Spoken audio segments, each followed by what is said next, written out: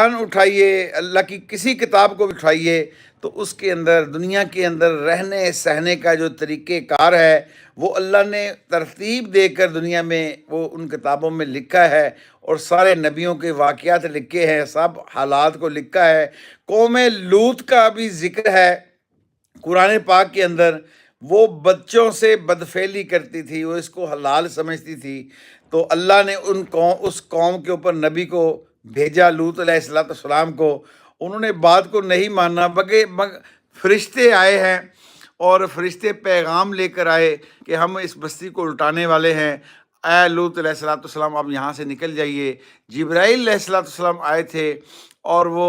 خبر دے گئے، اور وہ ڈر بھی گئے کہ ابھی پتہ نہیں کیا ہوگا، پھر وہ ہنسنے بھی لگے۔ یہ قرآن پاک کی آیتوں کا ترجمہ ہے۔ پھر وہ اللہ نے ان کو پوری قوم کو اٹھایا اور رہتی دنیا تک ساری دنیا کے انسانوں کو بتا دیا جو یہ کرنے والے ہم دنیا میں بھی سزا دیتے ہیں، اور پھر اس کو آسمانوں کے اوپر لے گئے، اور آسمان کے جو پہلے فرشتے ہیں، پہلے آسمان کے پہلے فرشتے جو آسمان کے ہیں، ان فرشتوں نے ان کے مرغوں کی، ان کے گدھوں کی آواز کو سنا اور اوپر سے نیچے پلٹا دے کر مارا اور سب کو تباہ و برباد کر دیا۔ اللہ وہ ایسی ذات ہے۔ آج مجھے اور آپ کو یہ اللہ ہمیں ڈھیل دے رہا، اور یہ قرآن پاک کی آیتیں ہیں، مفہوم ہے۔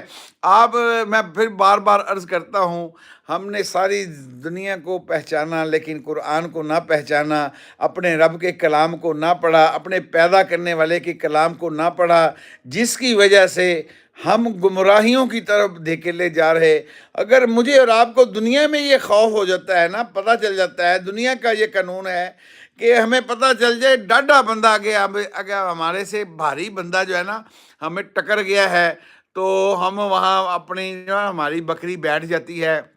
اور کمزور ہوتا ہے تو ہم اس کے اوپر چڑھائی کر دیتے ہیں۔ تو اس رب کو ہم نے ڈاڈا سمجھا ہی نہیں ہوا، ہمیں بڑا اس کو سمجھا نہیں ہوا، اس کی قدرت کو، اس کی طاقت کو ہم نے سمجھا ہی نہیں ہوا، تو اس کا خوف ہمارے دلوں میں نہیں ہے، اس کا قبضہ جو ہے ہمارے دلوں کے اوپر ہے، اور اس وقت ہے، اور اس کے بعد بھی ہے، اور اس سے پہلے بھی ہے۔